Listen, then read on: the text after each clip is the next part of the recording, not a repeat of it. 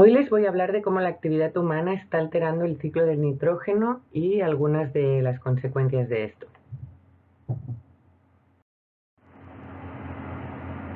Para empezar, les quiero mostrar esta gráfica donde se ve la tendencia histórica de nitrógeno reactivo generado por la actividad humana desde 1860 hasta el año 2000. Como pueden ver, existe una tendencia clara de incremento del nitrógeno que genera la actividad humana, y esta tendencia se produce esencialmente asociada al uso de nitrógeno generado por Haber-Bosch. Estamos hablando esencialmente de nitrógeno que se libera al medio para fertilizar el suelo e incrementar la producción agrícola. Si se fijan, el uso de este nitrógeno sintético comenzó a tomar importancia en los años 70 y a partir de entonces no ha dejado de incrementar. Vamos a ver de dónde sale este nitrógeno sintético. Básicamente, como les decía, proviene de la fertilización de suelos para el incremento de la producción agrícola. El proceso de Haber-Bosch es la reacción de nitrógeno e hidrógeno gaseosos para producir amoníaco. Como ustedes ya saben, el nitrógeno se encuentra en grandes cantidades en la atmósfera en forma molecular, N2, y es muy poco reactivo, y transformarlo a otras formas más reactivas como el amoníaco es energéticamente costoso. La importancia de la reacción de Haber-Bosch entonces radica en poder llevar a cabo este proceso de cambio o de transformación de nitrógeno molecular a amoníaco a nivel industrial. Esta reacción se desarrolló primeramente durante la Primera Guerra Mundial, que como saben finalizó en 1918. Se generó amoníaco para después poder obtener nitratos para fabricar explosivos. A partir de este momento, al finalizar la guerra, en 1918, el proceso se fue optimizando y el amoníaco, indispensable precursor de los nitritos y nitratos, se empezó a producir de forma masiva y se empezó a administrar masivamente como fertilizante agrícola a partir de los años 70, principalmente en forma de nitrato de amonio. Con el crecimiento poblacional humano y el incremento de la necesidad alimentaria y la modificación de las técnicas agrícolas, el uso de fertilizantes no ha dejado de incrementar desde entonces. Además, digamos que el humano no ha sido conservador en el uso de estos fertilizantes, y aunque su uso excesivo no incrementa la producción agrícola, habitualmente se usan de forma desproporcionada respecto a la necesidad, y no todos son absorbidos por las plantas. Y bueno, en este momento tal vez se pregunten esto que tiene que ver con el medio marino. Pues como ustedes saben, los desechos que no son absorbidos por las plantas se pueden quedar disueltos en el agua, penetrar en el suelo y de ahí ser conducidos hacia el mar o ecosistemas costeros por los distintos procesos del ciclo del agua que ya conocen. Esto proporciona nitrógeno adicional al mar o a los ecosistemas acuáticos receptores y los fertiliza. Cuando la fertilización o enriquecimiento del medio en cuanto a nutrientes es excesivo, se dice que se produce una eutrofización de este.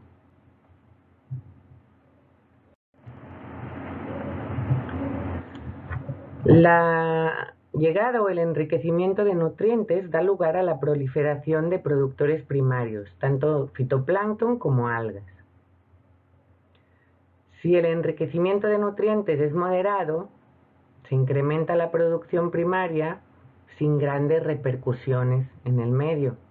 Pero cuando el incremento o el enriquecimiento es excesivo, tenemos aguas eutrofizadas y se pueden producir, por ejemplo, proliferaciones masivas de fitoplancton, esencialmente cianobacterias, que son de respuesta rápida y crecimiento rápido. Esto puede dar lugar a lo que conocemos como mareas rojas o mareas verdes, o también puede dar lugar a florecimientos algales que no tienen color. En la diapositiva pueden ver imágenes de estas proliferaciones o florecimientos. Arriba una vista aérea de una marea verde y abajo la típica imagen de un puerto al que llegan muchos nutrientes, ya sea por residuos de fertilización agrícola o por descargas de aguas residuales de poblaciones cercanas, por lo que normalmente vemos este agua de color verde en muchos puertos, que no es más que agua con una gran cantidad de clorofila, que forma parte de estas cianobacterias. Si además en el ecosistema hay poco recambio de agua, la proliferación de fitoplancton o de cianobacterias en sus distintos grupos se ve favorecida.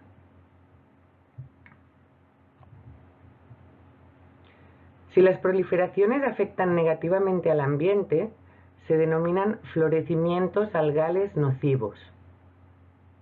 Estos pueden causar anoxia ambiental o disminución del oxígeno en el ambiente. Pueden causar daños físicos a otros organismos porque, por ejemplo, les pueden obstruir las branquias. Y pueden causar intoxicaciones si producen sustancias químicas o toxinas. Y esto altera la fisiología de los organismos afectados. Como los productores primarios constituyen la base de la red trófica, su toxicidad se puede propagar a lo largo de esta a todos los consumidores, incluso el humano, por lo que estos florecimientos algales nocivos tienen efectos a veces sobre la salud pública. En la imagen de la derecha pueden ver un conjunto de peces muertos que fueron arrastrados por el oleaje y la marea hasta la costa. Estos peces murieron en un evento de marea roja tóxica. En México se producen florecimientos algales nocivos tanto en el Pacífico como en el Caribe. Si quieren pueden consultar el documento de Van Schmidt y colaboradores para más información. Lo dejaré en la carpeta de literatura para esta presentación. En México existe la red temática sobre florecimientos algales nocivos y su objetivo es generar conocimiento de los diferentes aspectos asociados a estos fenómenos para establecer esquemas de manejo de esta problemática. Esta red considera su impacto en diversos aspectos socioeconómicos, salud pública, pesquerías, acuacultura y vida silvestre. Y aquí les dejo el enlace de la web por si quieren investigar.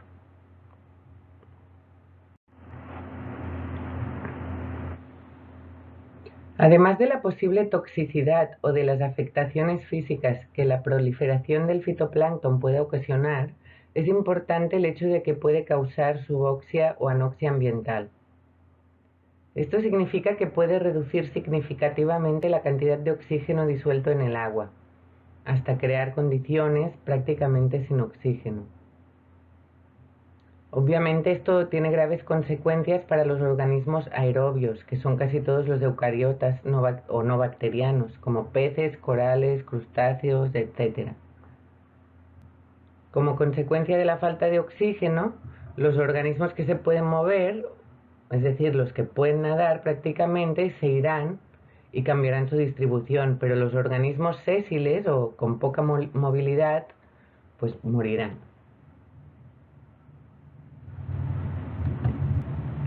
Vamos a ver cómo se produce esta disminución del oxígeno en el ambiente.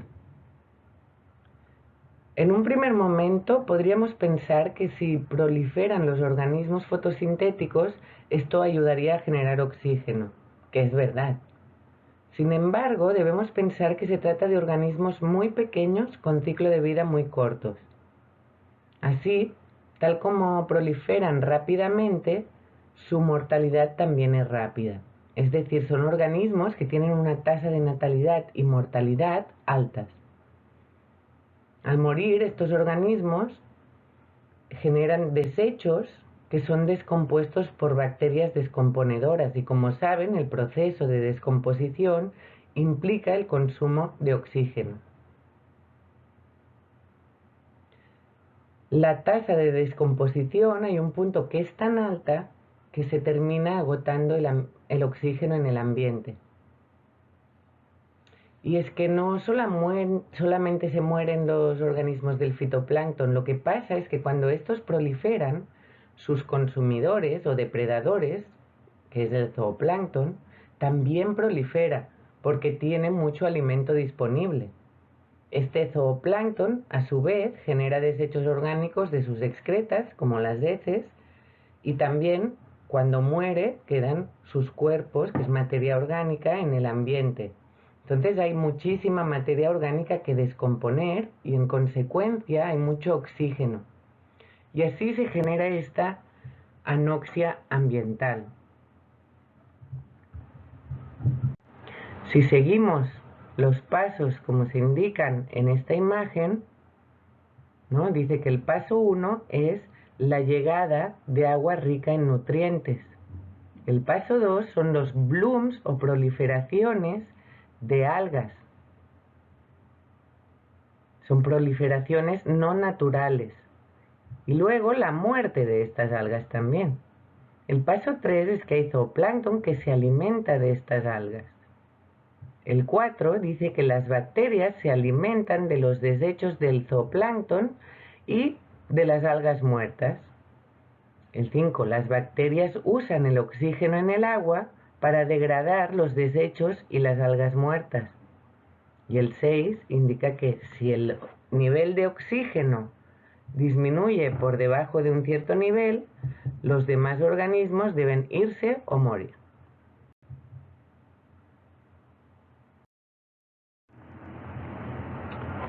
Aunque esto tal vez les suene como un fenómeno que debiera ser muy local o poco habitual, en esta imagen pueden ver las zonas anóxicas originadas por el humano en el mundo. Es lo que está marcado en puntos de distintos tonos rojos.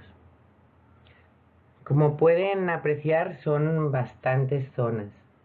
Si se fijan en el Golfo de México, el Caribe y la zona del Atlántico, se darán cuenta que la situación es bastante alarmante. Solo como apunte aparte, ¿no? En esta zona también se marcan las zonas de mínimo de oxígeno naturales del planeta que les mencioné en el material anterior. Si recuerdan, ¿no? La zona del Pacífico noreste, la zona del mínimo de oxígeno del Pacífico tropical noreste. Estas zonas de mínimo de oxígeno generadas por el humano se denominan o se conocen como zonas muertas. Y bueno, creo que el nombre deja bastante claro lo que sucede ahí.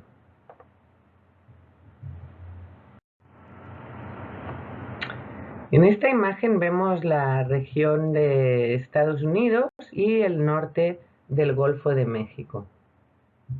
Igual aquí. En el norte del Golfo de México hay una enorme zona muerta. Esta se encuentra en la desembocadura del río Mississippi y como pueden apreciar en la imagen de la izquierda, la cuenca del río Mississippi está repleta de granjas. La imagen de la derecha nos da bastante información. Los colores sobre el mapa indican la cantidad de kilos de nitratos por kilómetro cuadrado y año. El color rojo, por ejemplo, dice que se usan más de 1000 kilos de nitratos por kilómetro cuadrado y año en esa zona. Por ejemplo, Indiana, Illinois, Tennessee. Las barras rosas indican el número de puercos producidos durante el año 2012 en cada estado. Ustedes supongo que saben que los purines o residuos generados por los puercos son abundantes y altamente nitrogenados. Pueden apreciar, por ejemplo, que en Iowa, que tiene un río que alimenta al Mississippi, se produjeron en 2012 casi 26 millones de puercos. Esta gráfica pequeña de la derecha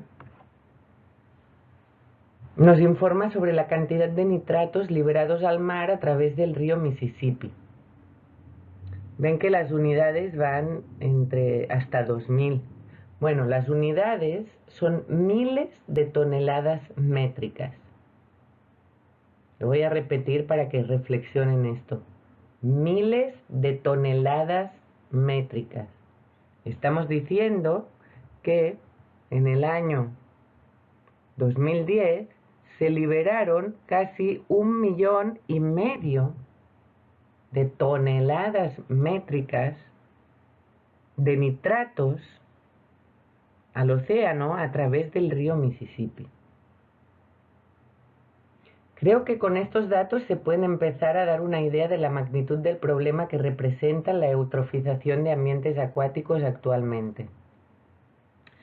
De hecho, vi una conferencia una vez en internet en que una investigadora enfocada en esta zona muerta, y disculpen porque no recuerdo el nombre, pero lo podrían buscar si quieren, decía que si se dejaran de desechar residuos nitrogenados al Mississippi a día de hoy en seco, o sea, ni un residuo más, la zona muerta del norte del Golfo de México tardaría 30 años en recuperarse.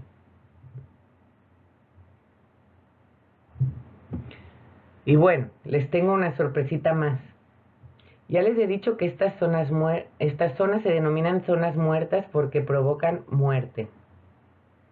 Bueno, muerte y destrucción, pues no, en este caso, y como a nosotros nos atañe, producen muerte y potencialmente incrementan la tasa de desnitrificación. Y esto tiene potenciales consecuencias en la liberación de óxidos de nitrógeno a la atmósfera.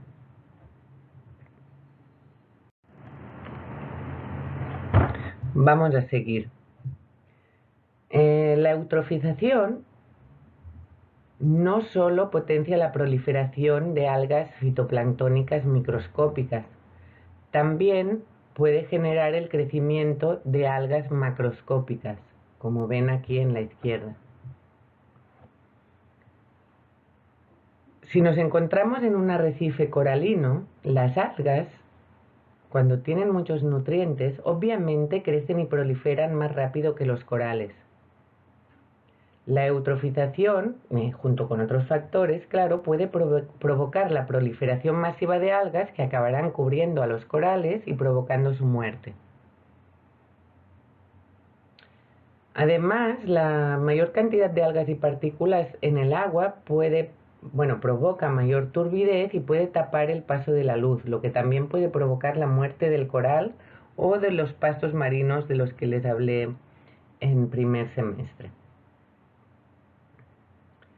Finalmente, ¿cómo no? Pues comentarles que como consecuencia de la eutrofización se pueden producir arribazones masivos de macroalgas. Creo que a estas alturas ya no hace falta que les explique que el sargazo es una alga y forma parte del plancton y va flotando por el océano y llega por las corrientes a las costas de México. Como hay más nutrientes en el agua, las algas pueden crecer más y esto contribuye a que lleguen más.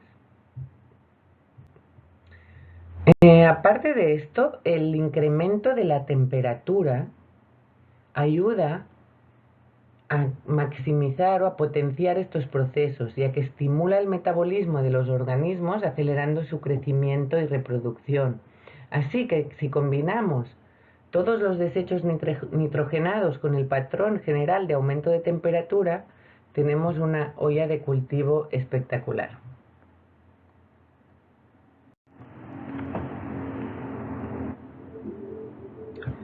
Vamos a irnos un poco a otro tema ligado al nitrógeno, ¿no? La eutrofización de ecosistemas no es el único problema ligado a la liberación de compuestos nitrogenados por parte del hombre. Pero por una parte, ligado al incremento de desechos orgánicos al suelo o al mar, se produce un incremento de la desnitrificación. Entonces, la eutrofización indirectamente sí incrementa la liberación de óxidos de nitrógeno a la atmósfera.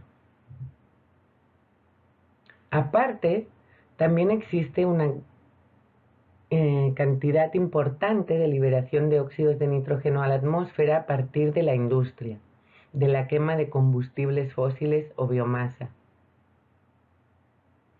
Normalmente se trata de monóxido o dióxido de nitrógeno y se representa como estos NOx que ven aquí, que ven en la diapositiva.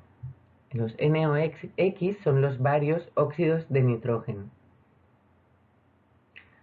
Los óxidos de nitrógeno son gases de riesgo por diferentes cuestiones. Por una parte, reaccionan con compuestos volátiles orgánicos y producen un aumento de la concentración del ozono troposférico, lo que repercute en la vegetación y la salud humana e intensifica el efecto invernadero. El amoníaco reacciona con ácidos presentes en la atmósfera, entre ellos el ácido nítrico resultante de las emisiones de óxidos de nitrógeno, y esto produce un aerosol fino que se desplaza a grandes distancias y deposita nitrógeno reactivo a muchos kilómetros de su fuente de origen. Estos aerosoles, al ser respirados, son irritantes y pueden provocar enfermedades coronarias y respiratorias. Además, ya les comenté que el óxido nitroso es uno de los gases causantes del efecto invernadero y contribuye en cerca del 12% del potencial del calentamiento global de origen antropogénico.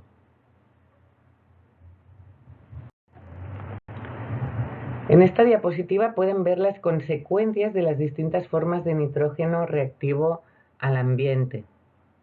Y como pueden ver, son muy variadas dependiendo del grado de oxidación y reducción del nitrógeno.